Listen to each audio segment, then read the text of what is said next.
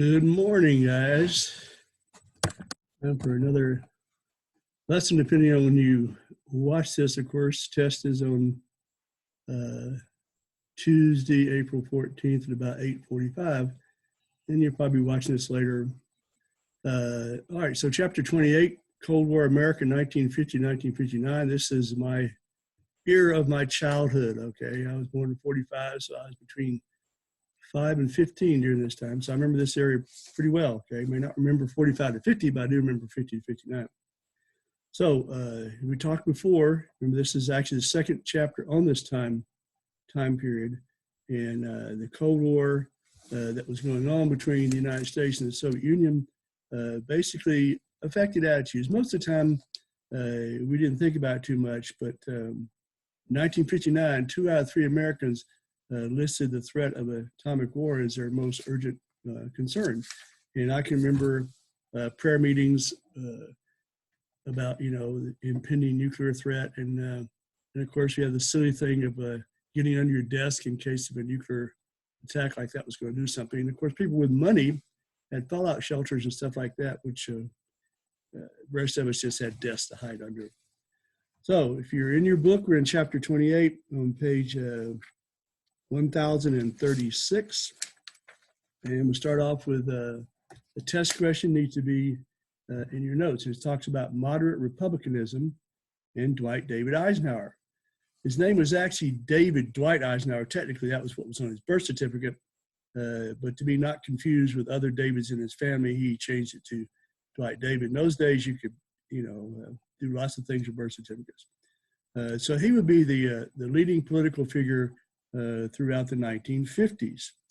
And so might be a matching question, might be multiple choice. Obviously, he was a military hero of World War II. He had led the Allied invasion of North Africa and Europe.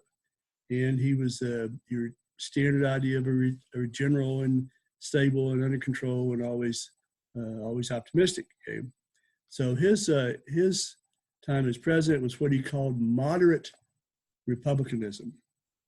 He promised that we come out of this era of a long time period of a democratic, more liberal, more government-controlled type of situation. And so he promised to restore the authority of state and local governments and try to cut back from the federal government doing so much social engineering. We can use a little bit of that now.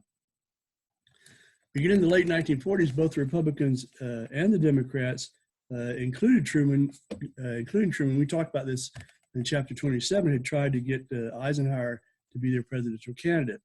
But Ike kind of held off again. He was considered a good leader because of his military leadership, his planning, organizational skills. And in 1952, remember when he turned down Truman, he said he was going to be the president of Columbia University. And in 1952, he left the presidency of Columbia University to become the supreme commander of the NATO military forces in Europe. The first NATO, he would be the first supreme commander of the NATO forces in Europe. Eisenhower in 1952 was nominated on the first ballot, and Republican leaders tried to say, okay, I know we got this guy who's maybe not as liberal as you would like, but we're going to balance him with a running mate named Richard Milhous Nixon, okay, 39-year-old guy from California who was a senator and who was known for being very shrewd and very combative, and he was known as an aggressive anti-communist. He was one of the big leaders in the Congress of the anti-communism movement. That brings us on your slide to the election of 1952. And what we saw was a couple of different personalities. Eisenhower, of course, was an internationally known figure because of World War II, and people knew him as a decent man of integrity. His opponent, and here's another test question for you, his opponent was the governor of Illinois, Adlai Stevenson. And other than people in Illinois, hardly anybody knew who Adlai Stevenson was. Stevenson, to voters, he was more of an intellectual, whereas Eisenhower was more of a leader. And so Eisenhower had a landslide win, 34 million votes to Stevenson, 27 million. And in fact, this is always embarrassing. Stevenson did not even win his home state of Illinois, which is always embarrassing. And even more important than that, Eisenhower had actually won 4 southern states. So for a Republican candidate to win 4 southern states, that was a big time change. But a lot of it was about Eisenhower more than about the Republican Party. People wore buttons that said, "I like Ike." And so it was more about that. In fact, most of the governorships in the country stayed Democrat through the election. And the Senate was split between Democrats and Republicans. And the House lost control. Democrats lost control of the House, but only by a few seats. So Eisenhower would be the first professional military person elected as president since Ulysses S. Grant. In point of fact, Grant and Eisenhower would be our only 2 West Point graduates to be president. So the last full-time professional military person before Eisenhower was Grant, going back a long ways. Lots of presidents with military experience, but not full-time military. And even though he was conservative, he basically didn't see any need to destroy all the New Deal and Fair Deal programs. He was okay with that. He pledged to reduce the size of the federal bureaucracy and make it more efficient and easier to operate. He also promised to reduce the military debt, to cut military expenses, balance federal budget, cut back on taxes. At the same time, he agreed that workers had the right to form unions and negotiate with management. So Eisenhower was a unifier. He was not a divider, and his thing was about personal charismatic leadership, if you will. That basically he inspired confidence. And here's another test question for you, but just sure this is your notes. He also pushed, going back to the 19th century view, that it was Congress's job to make policy and the president's job to carry it out. Obviously, that had kind of faded away in more recent presidencies. So in your outline there, it says dynamic conservatism at home, which is on page 1039. And that's what Eisenhower called his domestic program, dynamic conservatism. He defined that as conservative when it comes to money and liberal when it comes to human beings. You know, we're going to keep back spending, but we're going to be good to people. So for that reason, as I said already, he pretty much stayed away from the New Deal programs. He even asked Congress to establish a new department called the Department of Health, Education, Welfare. And he worked on with the Democrats on extending Social Security benefits to lots of people who had not had that before. White-collar professionals, maids, cell clerks, farm workers, and members of the armed forces, all people that had not been part of Social Security. Also under Eisenhower, you probably know this, he started 2 major, or at least one of you might know, he started 2 major construction projects. One was the St. Lawrence Freeway, St. Lawrence Seaway, which basically connected the Great Lakes to the Atlantic Ocean. And then the more famous one, the Federal Aid Highway Act of 1956, which created the interstate highway system for 2 purposes, for commerce and defense, which is basically what the Autobahn was about in Germany too, and also for public transportation. And so you don't see it much in Texas for some reason, but a lot of places in this country, when you're driving down interstates, you'll see, it'll say Eisenhower Interstate System. So he gets credit for that, as he should. And of course, the interstate highway system would be the largest federal project in history, still is. Still lots of money goes there. States have to pay their part, but a lot of funding comes from the federal government. And of course, that created more jobs. What in economics is known as a multiplier effect. Basically, you create jobs, that stimulates economic growth, that spurs tourism, motor hotels or motels, that was a new term, motor hotels, billboards, fast food places, long haul tracking industries, lots of jobs associated with that. All right, next item on your slide says the end of McCarthyism. We talked about McCarthyism before. And so Republicans, with their by winning the 1952 election, thought that maybe they could do something about the weirdo from Wisconsin, McCarthy, in his attempt to find communist spies throughout the government. Instead, he got worse. And part of it was because the media likes things that are colorful, and he was a colorful guy, and so I liked to cover him. President Eisenhower, of course, hated McCarthy and his actions, but he refused to attack him in public. All right, so here's your test question for your notes. McCarthy finally, as the book says, committed political suicide when he made the charge that the U.S. Army was soft on communism. And again, obviously, that was not something the president would tolerate or Americans would tolerate in the aftermath of World War II. So for a 36-day period in the spring of 1944, McCarthy attacked the Army, 80 million television viewers. By 1954, not a lot of households, I don't know most, maybe most. I know by 1954, we had a TV. In fact, that's about when we got a TV, was 1953, 54. And as poor as we were, if we had a TV, then obviously lots of other people did too. So 80 million people watched that. And McCarthy was, again, doing things that were very embarrassing, attacking witnesses, and as typical, coming up with very little evidence to back up everything he had to say. And the Army's legal counsel, Joseph Welch, finally said, yelled at him, "Have you no sense of decency, sir, at long last?" And on December 2nd, 1954, Senate voted 67-22 to condemn McCarthy, which is a censure, I think is the term. They're not kicking him out or anything. They really can't do that. They're just saying, you've been a bad boy, and we want known on public record that you've been a bad boy. And pretty soon after that, his influence went away. And in 1954, the Democrats were able to get control of both houses of Congress. And again, as we talked about last time, lots of people took credit for his demise. All right, next section in your book is called A People of Plenty, okay? And and that's on page 1041 if you're trying to find that in your book.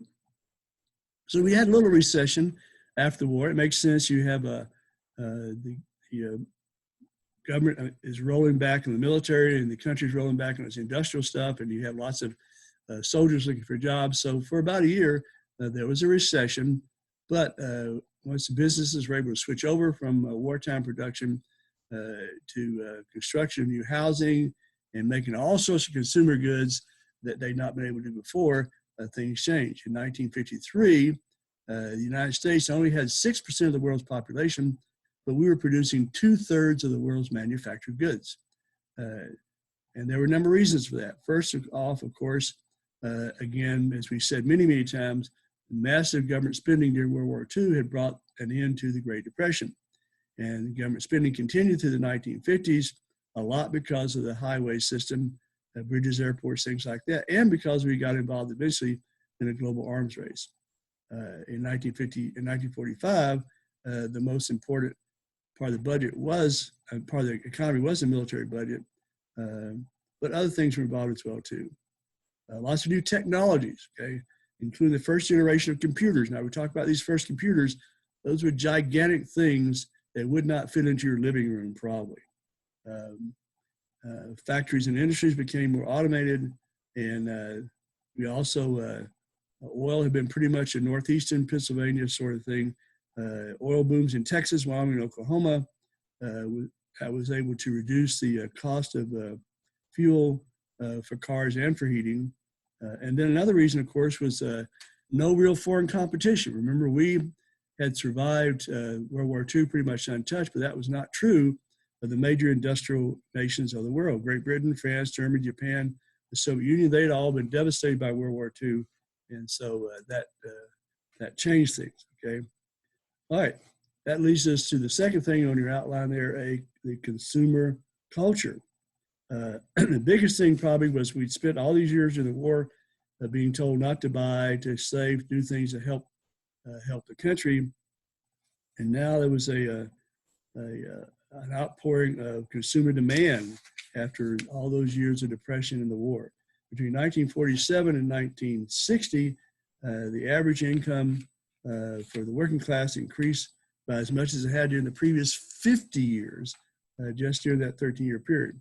More and more blue-collar workers, particularly those involved in the automotive and steel industries, basically moved into the middle class, and became an era of prosperity for much of the country, but not for everybody. We'll talk about that later.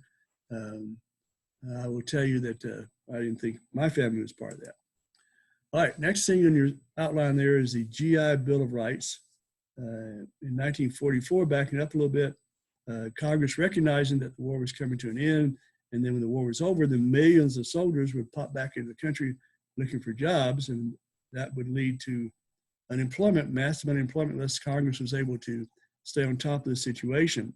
And so they passed the Servicemen's Readjustment Act, also called the Veterans Act, and the nickname was, what's on your slide, the GI Bill of Rights. GI meaning government issue. The GI Bill created lots of upward social mobility for people in the war, after the war. Lots of benefits for veterans. They got unemployment pay for 1 year, preferential treatment for federal jobs. That's still true if you're a veteran.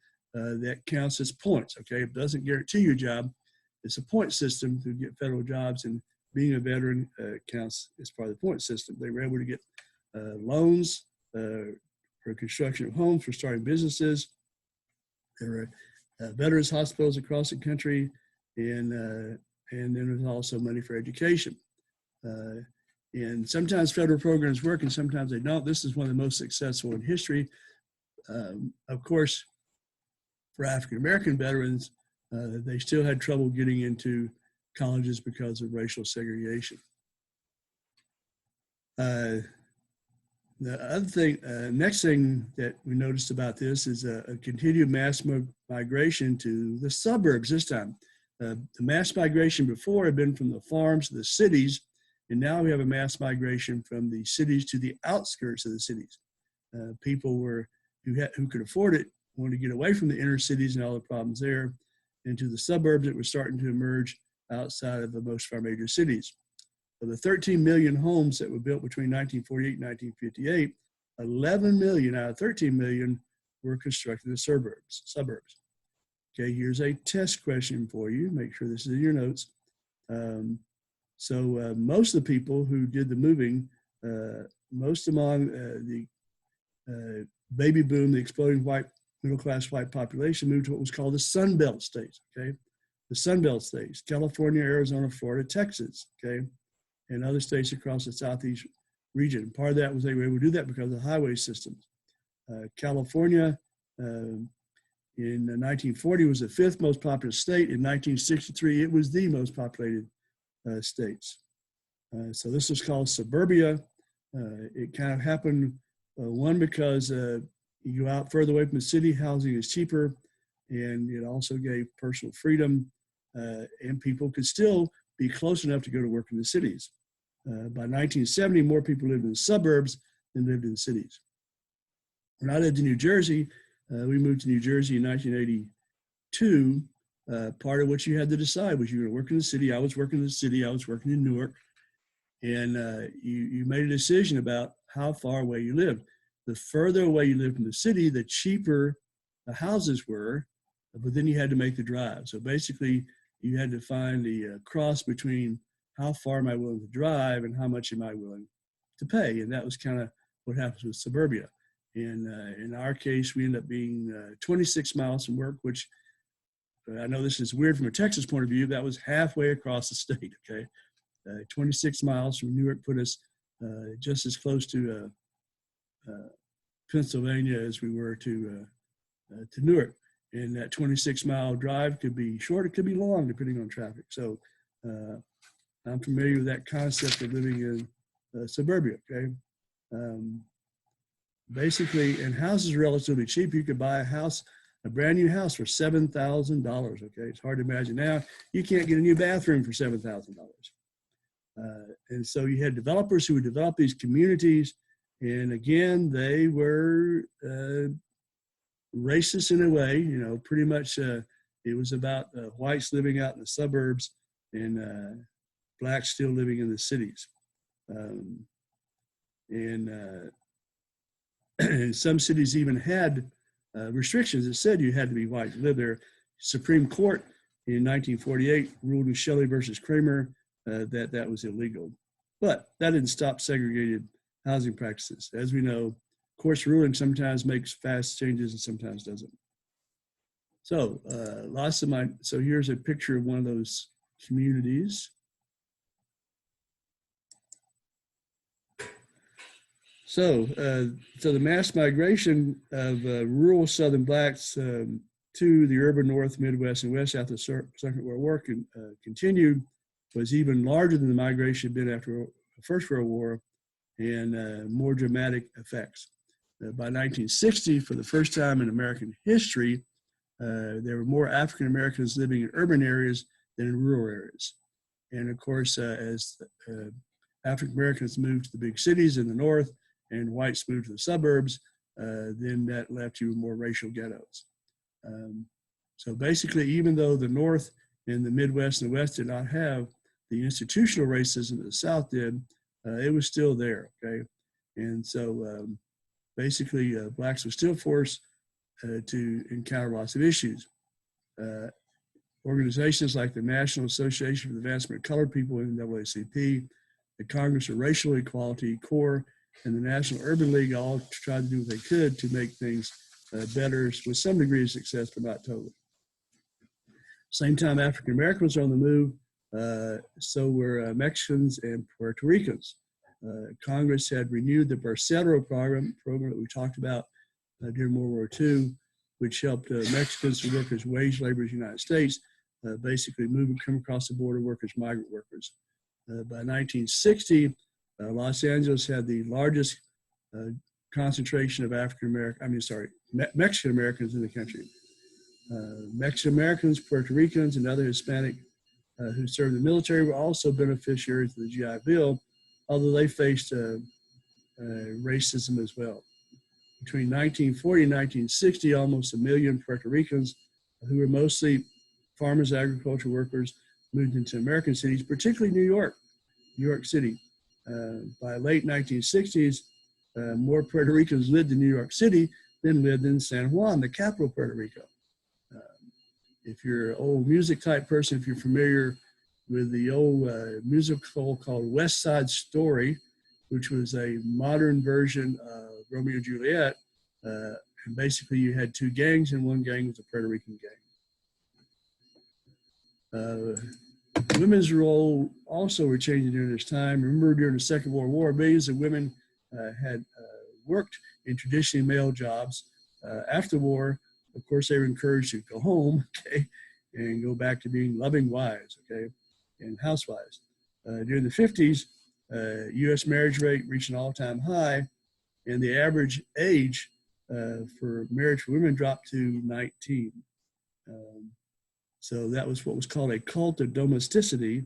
But in spite of that, still lots of women did work outside the home, usually because they had to. In 1950, 29% of the workforce was made up of women, and throughout the 50s, that number would rise.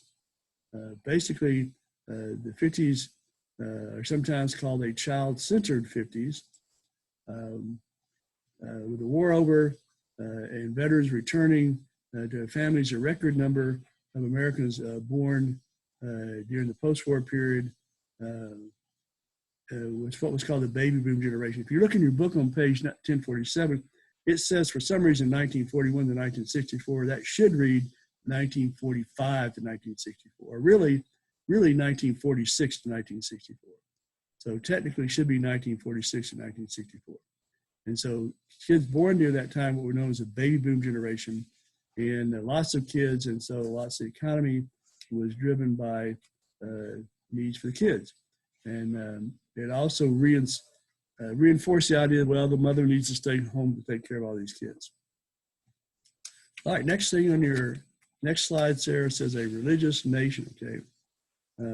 Again, after the Second World War, record numbers of people joined churches and synagogues In 1940, and this is leading to another test question. Make sure you have this in your notes. Remember, you can always back up the video and listen to something again if you miss it. In 1940, less than half the adult population of the country belonged to any type of a church.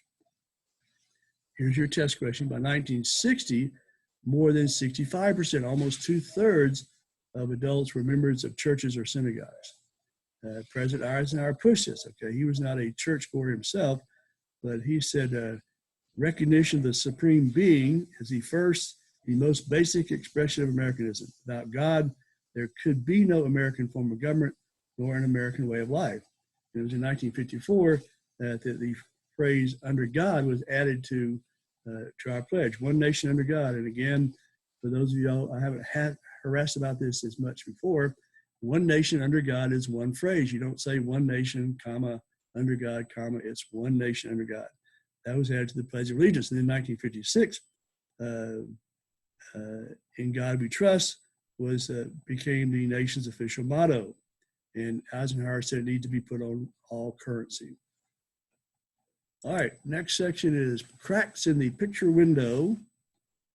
If you lost in your book, that's on page 1049, okay? And another test question, but other issues were starting to arise during this time. More anxiety, dissent, and diversity. So here's your test question for you. In 1958, the economist John Kenneth Galbraith, okay, look that up on page 1049. John Kenneth Galbraith published a book called The Affluent Society. And basically, he attacked the idea that, well, as we got more money, got more prosperous, and that would solve our social problems. He attacked that idea and said we were an affluent society. Again, I would argue that that was part of the country, but not all the country. In 1955, 25% of the country had no financial assets, and most didn't have any type of savings accounts or credit cards. Credit cards were for the wealthy. Almost half the African American population was below the poverty level, a quarter of the white population below the poverty level. At least 40 million people were still poor in the 1950s, but that was pretty much ignored. I would not argue that I was raised in poverty, but we were, I would say, poor, upper poor, whatever you want to call it. Jeans, you got a new pair of jeans when you outgrew them. You weren't allowed to wear them out. That had been passed on to your sibling. And there were a few times that we got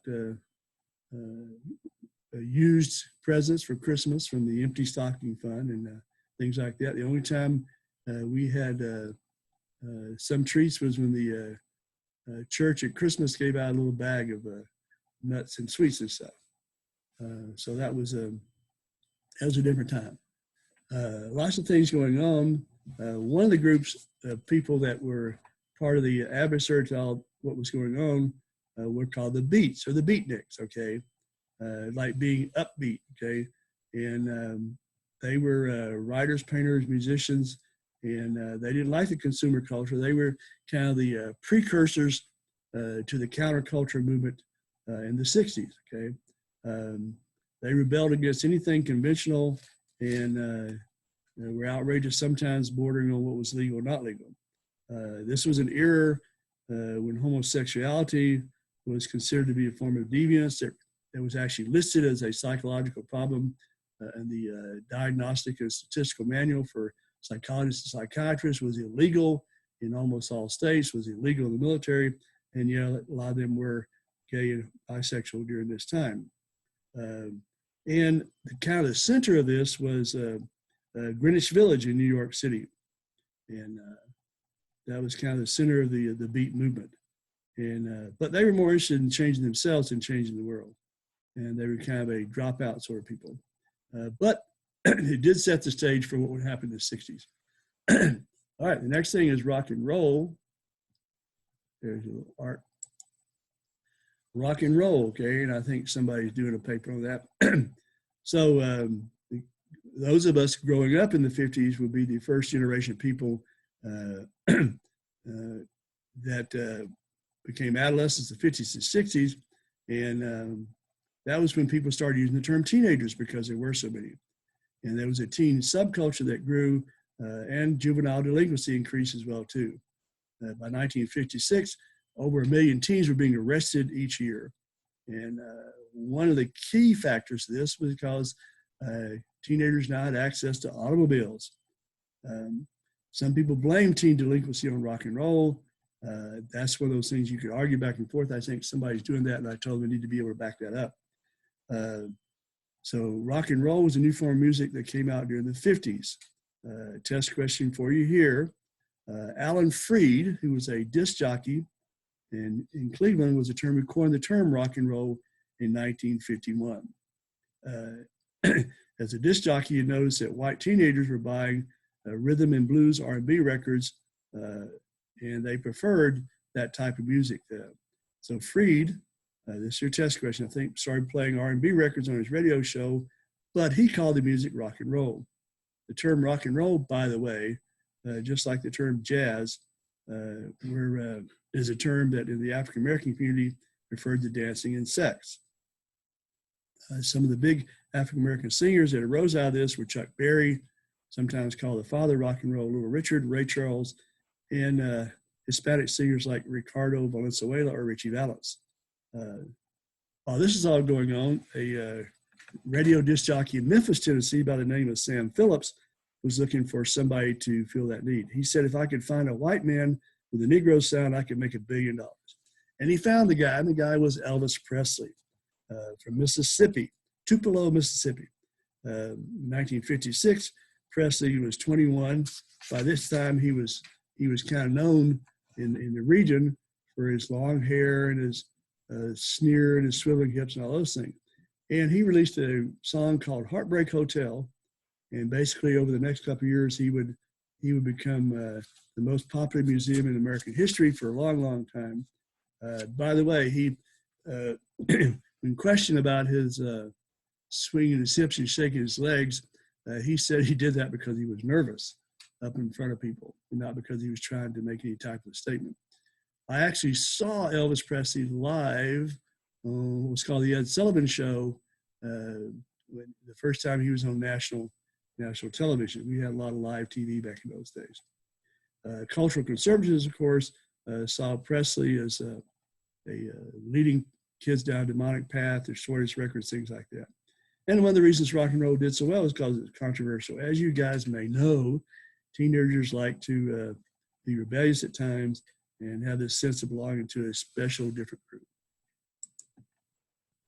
Okay, civil rights movement. Okay, that starts on page 1052. There is an essay question on the chapter 27-28 test, whenever that is. It's a few weeks from now, on the civil rights movement. You need to make sure the test question applies to the civil rights movement in the 50s, so make sure your answer, if you choose to answer that question, your answer does come from the 50s and not from the 60s. When we take a test on the 60s, we'll have another test question there. So, soon after the Cold War began, part of what the Soviets used as propaganda against Americans was our racial discrimination, and they used that to show the American way of life was bad. President Eisenhower, of course, as a president, had the opportunity to make a difference there, but he chose not to. And some commentators consider that his greatest failure as president. As the leader that he was, he could have changed things. When he entered the White House in 1953, he entered in favor of the concept of civil rights, but he believed that was up to local people to do, not the federal government. He did desegregate public facilities in Washington, D.C., and he also appointed the first African-American to an executive office. Beyond that, he didn't do very much.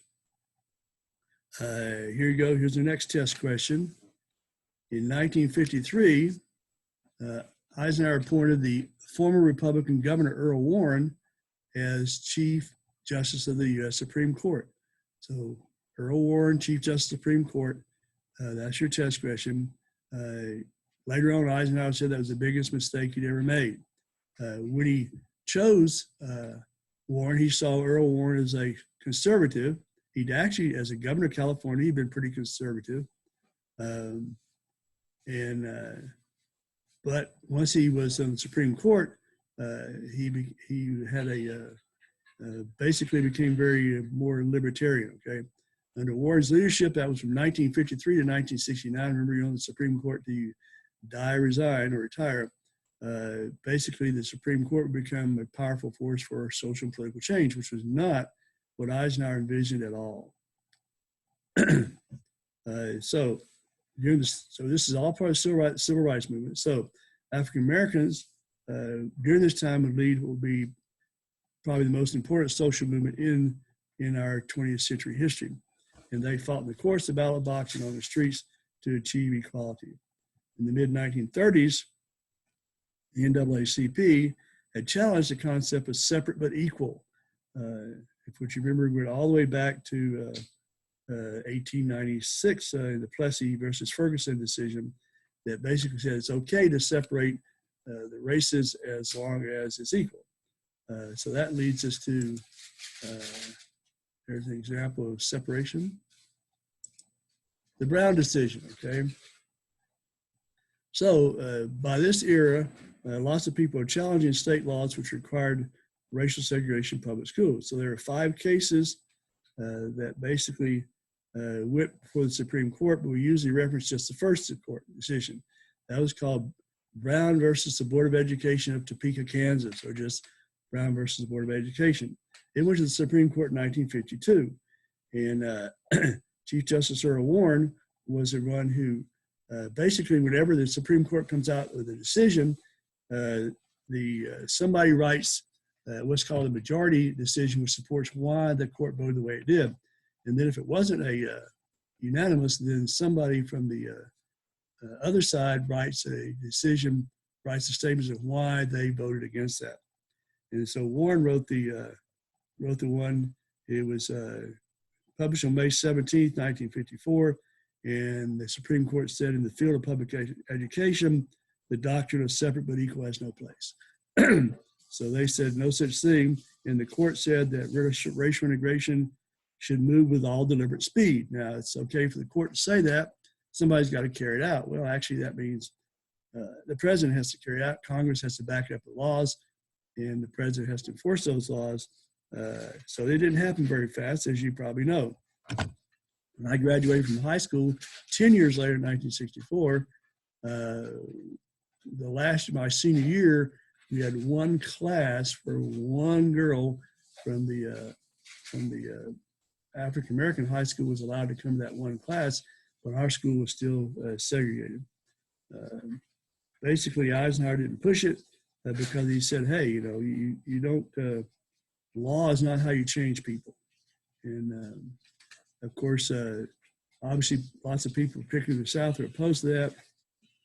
In 1956, a Declaration of Constitutional Principles called the Southern Manifesto was signed by 101 members of Congress, saying that the Brown decision was a clear abuse of judicial power. Interesting part of history, not necessarily a test question, but you should know this.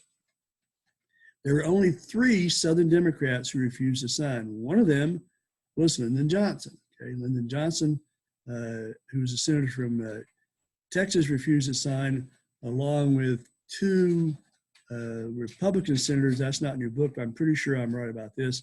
One was Al Gore Sr., that would be Al Gore's father, and the other was Estes Kefauver. So they were both the 2 senators from the state of Tennessee and 1 senator from the state of Texas. So basically, at the end of 1956, 2 years later, there were no Black children attending schools in the South. All right, that brings us to the Montgomery bus boycott. And we're getting, Montgomery bus boycott. But it did mobilize, it inspired a lot of Blacks and white activists that saying, okay, the government's finally doing something, so we're going to do something. And so a lot of people did lots of things, sometimes at personal risk, to challenge segregation. So here's a test question for you. I know you knew this was coming, and most of you know it already. On December 1st, 1955, in Montgomery, Alabama, a 42-year-old Black seamstress by the name of Rosa Parks, who was an activist for racial justice, and intentionally, this was not taking anything away from Rosa Parks did, but what she did was part of an intentional plan that other people were involved in. she refused to give up her seat on a city bus to a white man, and that basically is considered the beginning of the modern civil rights movement. She was, of course, arrested by the police for not giving up her seat. That was December 1st. On December 2nd, Black community leaders met at Dexter Avenue Baptist Church to plan a boycott of the city's bus system, what was called the Montgomery Bus Boycott, which brings to light an important person in history. There's Rosa Parks being arrested, taking her fingerprints. And there's Martin Luther King Jr., okay? So basically, the pastor of Dexter Avenue Baptist Church was a 26-year-old young man by the name of Martin Luther King Jr., and he became the leader of the boycott movement. Basically, a great speaker. We'll pause for just a second here, and we're going to pause.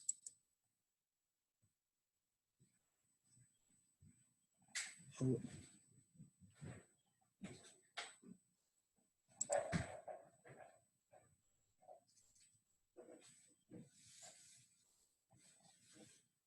If I can find the pause button, we're going to pause. Okay, I'm back. Had to take a little break there so my son could run his smoothie machine. Okay, so Martin Luther King. King was very charismatic, great speaker, and he's a preacher, right? Baptist preacher, so you expect some of that. King supported the idea of what was called non-violent civil disobedience, okay? Basically, something he learned from Mahatma Gandhi, okay? And Gandhi had basically started using that in South Africa and then went back to his native India. So basically, the idea of nonviolent civil disobedience is basically you defy these unjust laws, but you don't do anything basically violent. It's you do sit-ins, you do things to just be in the way, okay? But he was also about being militant, okay? Obviously, you got to confront people. And so the Montgomery bus boycott was actually a big success, okay? And of course, the mass protests irritated a lot of the prejudiced whites. On December 20th, 1956, the federal case was won, and that basically that they had started when they started the boycott. So that showed people around the country that a well-coordinated, nonviolent movement could make changes, okay? And so that inspired lots of African Americans with hope, and people started doing more things, and King, of course, became a national figure. In 1956, basically congressional leaders also tried to push for something too. They supported what became known as the Civil Rights Act of 1957. That was the first civil rights law that had been passed since 1875. Took a year to get through the Senate, but with help of the Senate Majority Leader, Lyndon Johnson from Texas, who had aspirations to be president. The book says he knew that he could never be elected president. He was viewed as a racist white Southerner. I would argue that was a fundamental part of Johnson's belief, that Johnson, if you know Johnson's history, he started off as a school teacher in minority schools in South Texas. And so, and he grew up in a poor background. So I actually believe Johnson's he's one of these people that wouldn't want to be around, not fun to be around. But I think fundamentally that was his basic belief. So basically he finally got acceptance of the bill by watering down some parts of it. But the Civil Rights Act of 1957 did establish the Civil Rights Commission, and within the Justice Department, there was a new division called the Civil Rights Division, whose job was to try to prevent rights to vote being interfered with. But by 1959, no Southern Black voters had been added to the rolls. Civil Rights Act of 1960 also didn't really do anything either. That brings us to desegregation in Little Rock and another test question, probably a matching question, okay? So this time, if we go back to 1957, The governor of Arkansas at that time was Orville Eugene Faubus, okay? Orville Faubus, again, go to page 1058, look up how to spell that. I can't write on the board for you. So Orville Faubus was the Arkansas's Democrat governor. He was a big-time segregationist trying to win a third term. And so he basically called for a special session of the Arkansas legislature to give him powers to close any schools, public schools that were going to be integrated. There was a court order. He defied a court order. He used the state's National Guard actually to prevent black students from enrolling at Little Rock Central High School.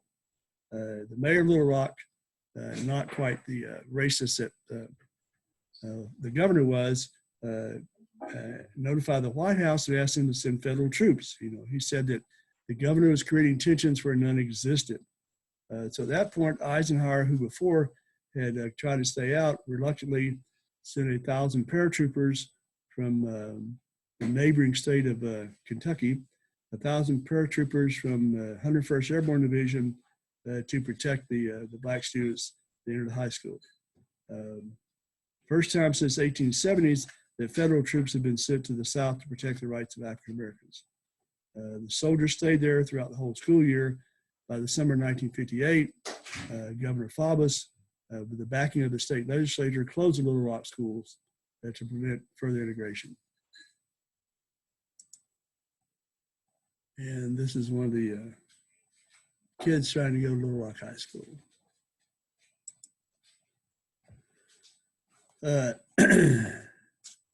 Not quite this slide yet. Hang on just a second. So basically, we're still in civil rights. So after Little Rock, not much happened. Okay,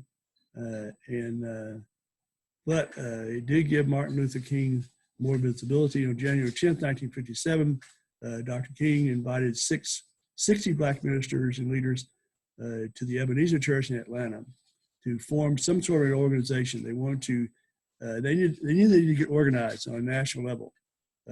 So something to support nonviolent direct action as a means of desegregating bus systems across the South. They had another meeting on February 15th in 1958, and they created something called the Southern Christian Leadership Conference, the SCLC, Southern Christian Leadership Conference. Dr. King was its president, and NAACP was about individual members. SCLC was about coordinating activities, churches and community groups. By the time, by the 60s, the SCLC was a powerful organization, and they knew that activism was what they needed to do. They knew they'd face violence. So that would start the second phase of the civil rights movement. That would be the 60s, and we'll come back to that during another chapter. All right, that brings us to foreign policy in the 50s, which is another essay choice on the chapter 27, 28 test, which is basically most of the rest of the chapter, okay? It's foreign policy in the 1950s. You remember the Truman administration had started the containment policy. They were to contain communism, and that was mostly about Western Europe. Okay?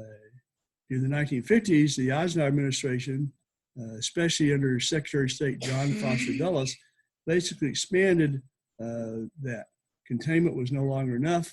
We needed to do more than that. We needed something more dynamic to basically force communism to back up and not just stay where it was.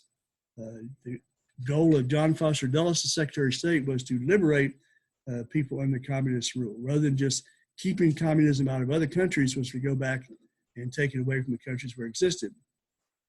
In Korea, remember Eisenhower inherits Korea, and when he became president, he had three choices. One was to increase the war effort. That would have been the MacArthur approach. Another was just to keep going as we were, where we were kind of at a stalemate, or try to settle things, which is what he chose. So in May 1953, part of his movement to settle things was to intensify the bombing of North Korea and also indicate the possibility of using nuclear weapons if things weren't settled. So that helped things along. And on July 26, 1953, a ceasefire agreement was signed, or an armistice, okay, which basically just reaffirmed the original border, the 38th parallel, that it would stay at the 30th parallel until some final settlement could be reached. Of course, there were other issues too. China was having lots of issues and military losses in the battle in their country. March 5th, 1953, Joseph Stalin had died, and the communists were unsure. And so basically, neither the Chinese communists nor the Soviet communists were ready to pursue things.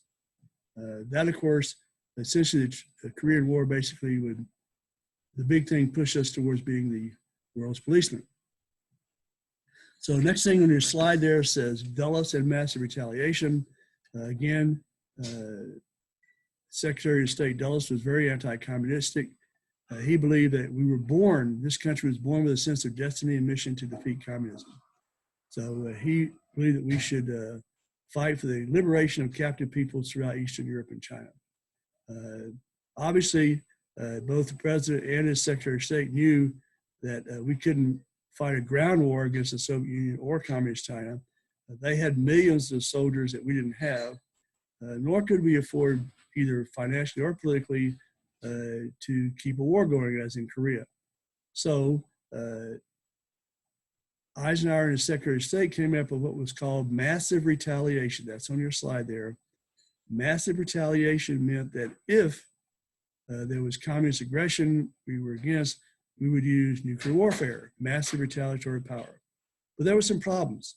By the mid-1950s, both the United States and the Soviet Union had hydrogen bombs. The hydrogen bombs were 750 times as powerful as the bombs dropped on Japan.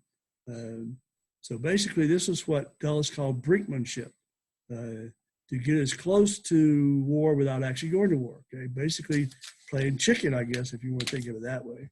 It's kind of about playing chicken. And here's where the CIA gets involved. Okay, so while Eisenhower and Dulles are pushing for the liberation of nations and massive retaliation, they were secretly using the Central Intelligence Agency to manipulate things. Okay, to try to get people in power and people out of power, depending on what we wanted. The Second World War, you might remember, it created a lot of anti-colonial movements throughout the world.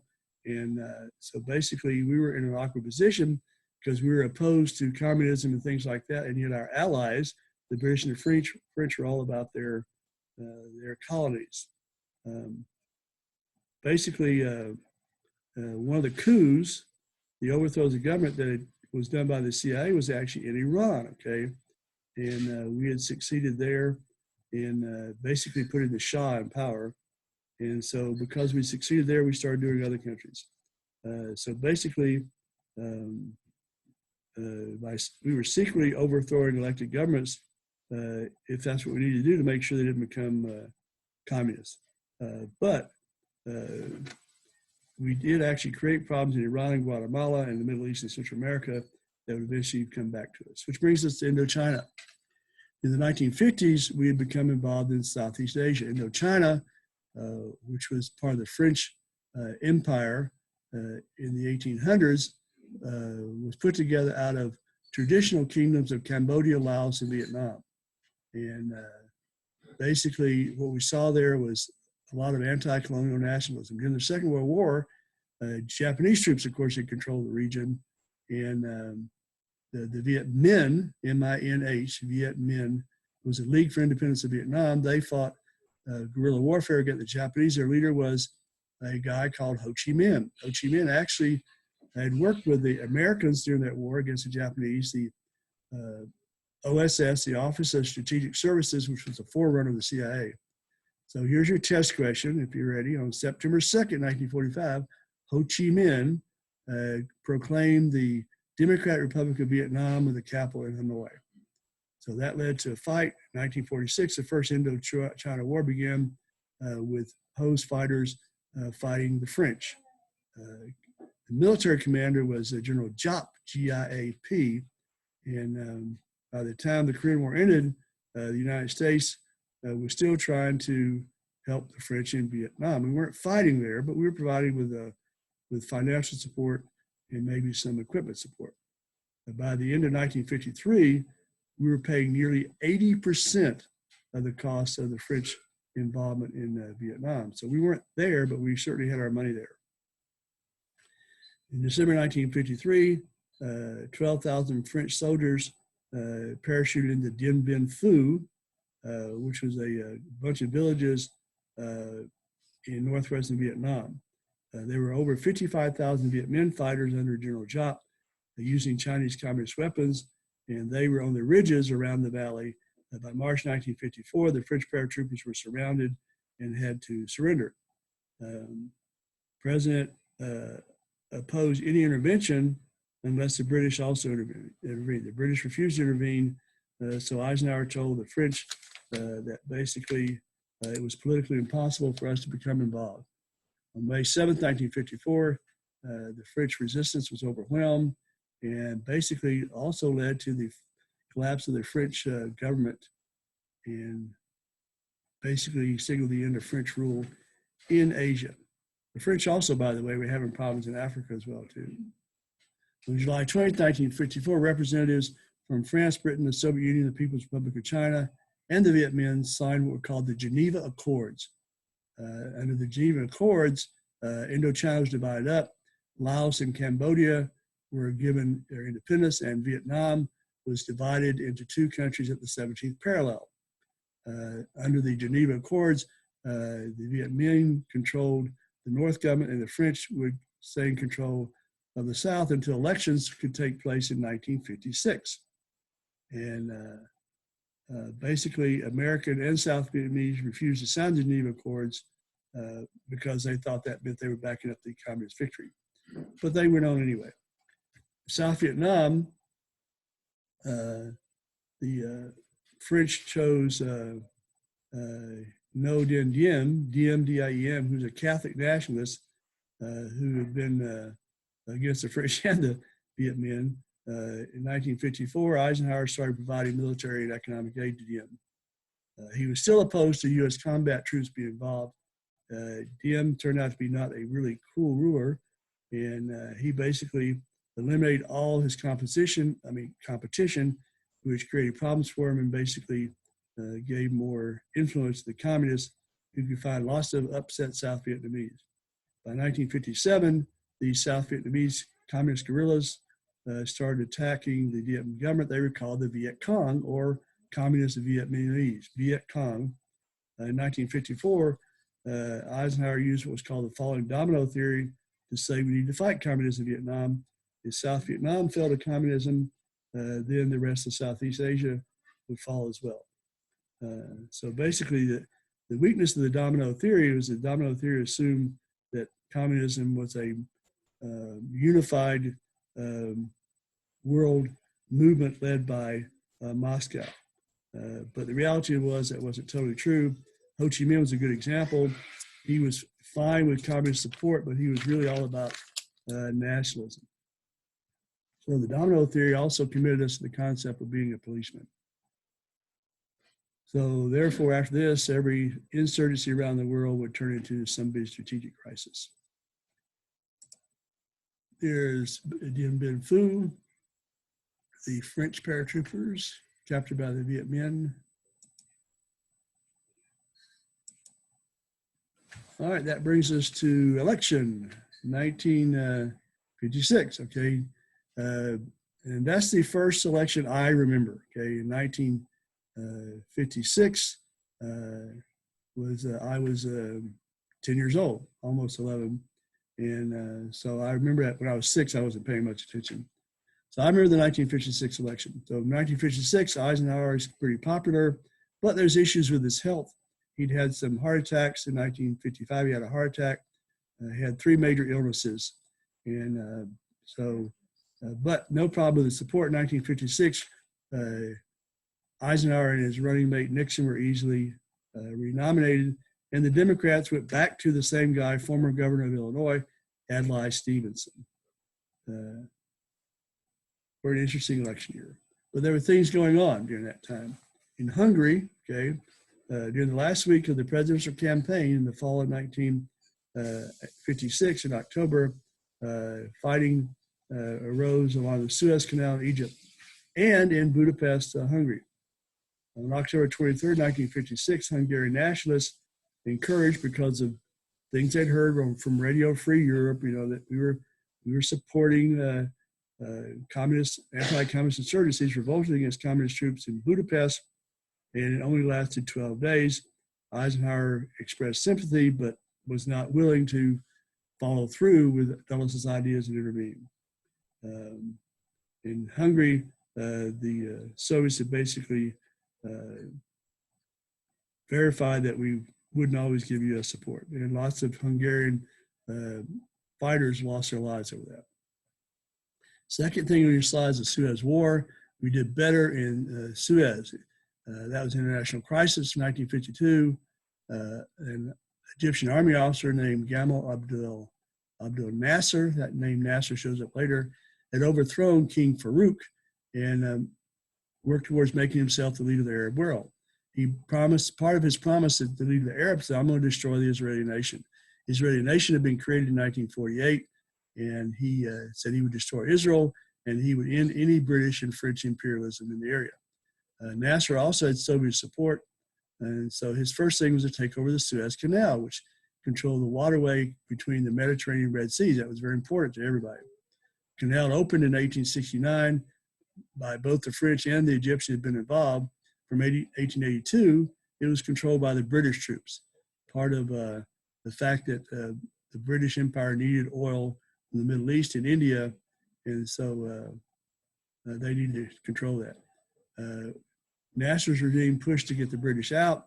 Eisenhower agreed with that, and in 1954, an Anglo-Egyptian treaty said within basically a little under 2 years, the British troops would withdraw.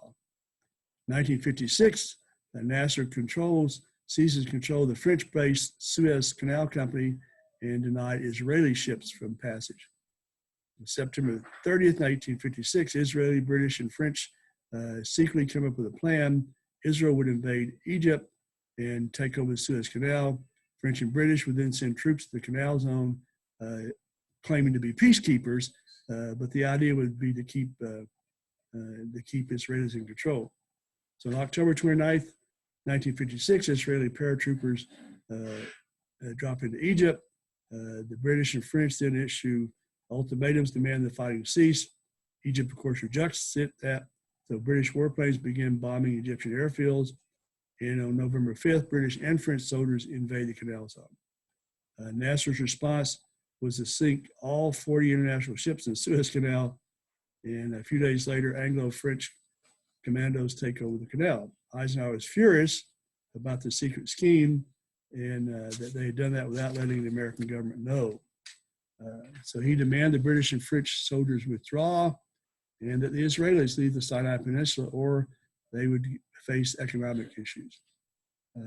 Finally, on November 7th, recognizing the power of American government, and the nations agreed, and it actually led to the downfall of the British government and basically increased independence in other colonies.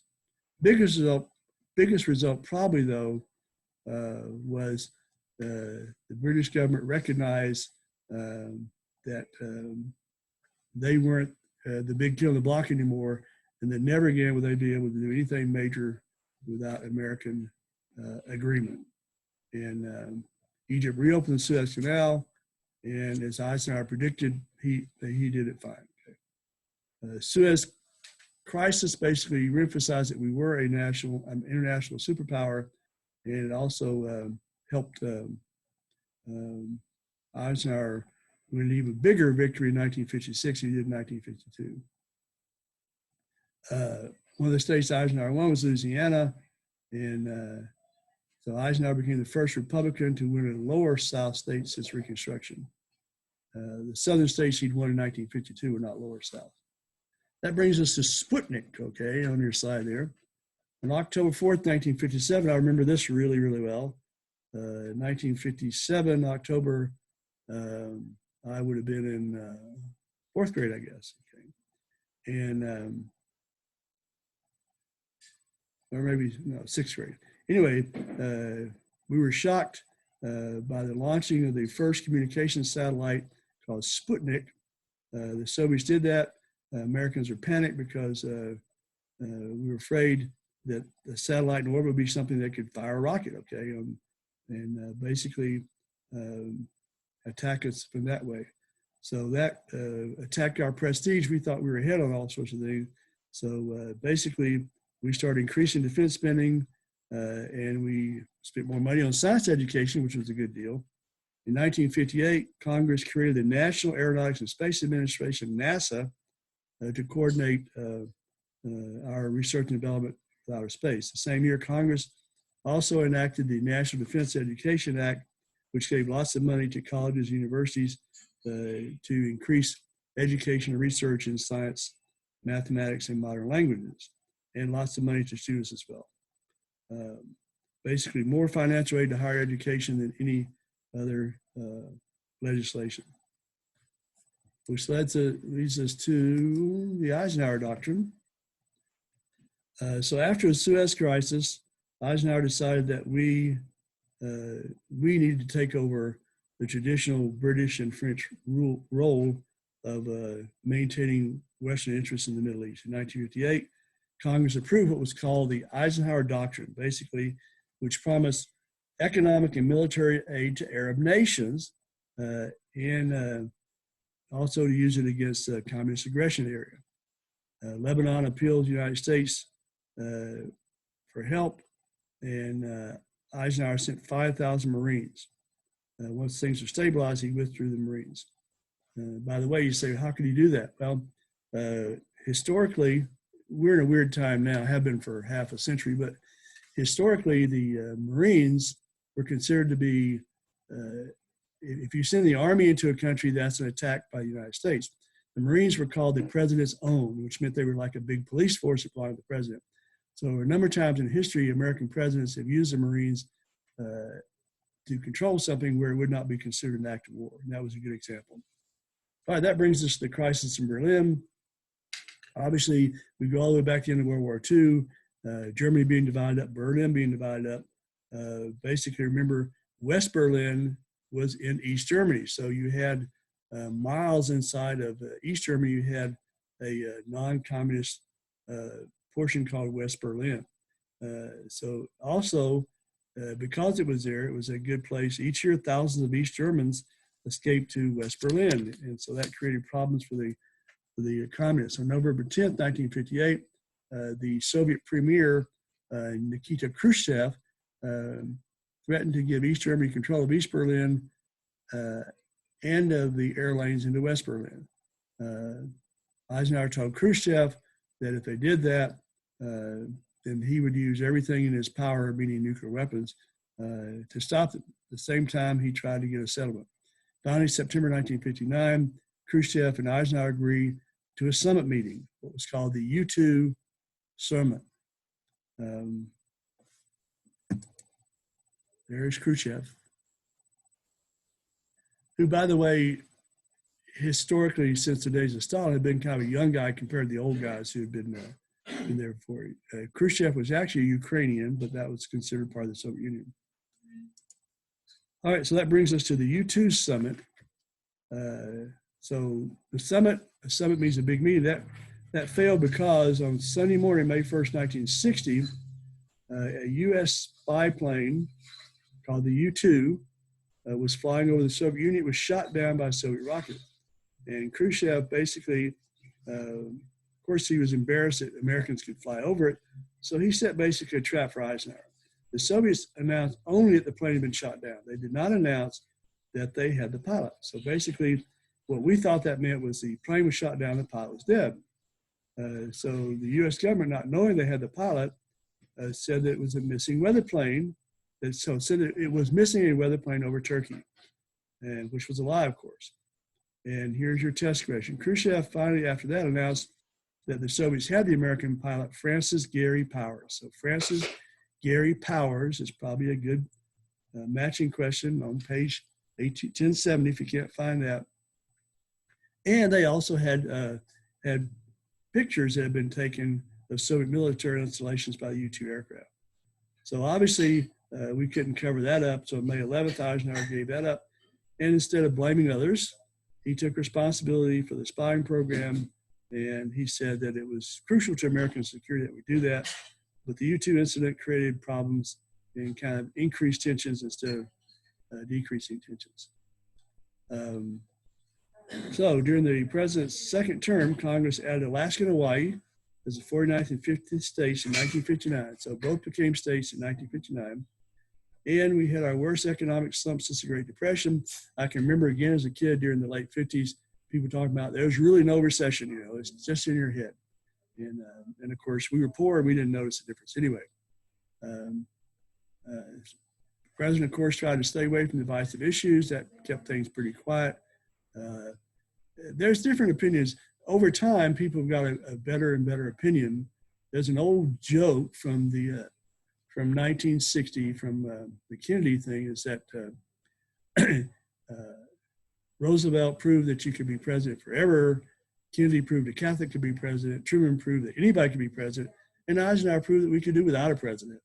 And so one of the jokes was he really wasn't president.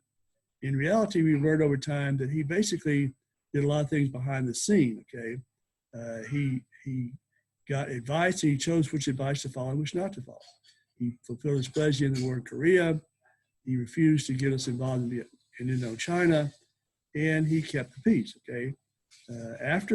After Korea was over, no American soldiers died in combat for the rest of his time. And if he didn't do things for social racial problems, he did also manage to balance the budget. Eisenhower never pushed the idea of warfare as an instrument of foreign policy, but that would not happen with his successors. Okay. And that ends that section. So this is chapter 28. Obviously, at some point in time, there will be a test over chapter 27 and 28, but not until after we do the notes on chapter 29. So you're looking at a couple weeks downstream. So we're getting close to the end of here. And again, I still have hopes for South Plains backing off and when the semester is going to end, but we'll see what happens. So let me pray for you and then we end. Dear God, I just ask for special blessings on the students. I know, again, we're going through a time that not like any of us would have chosen, but as in all cases, there are things that you have there for us. We can find good things in everything. We have challenges and opportunities.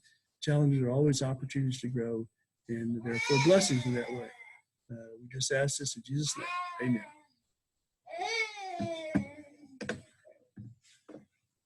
And this is going to end this as soon as I figure out how to end this.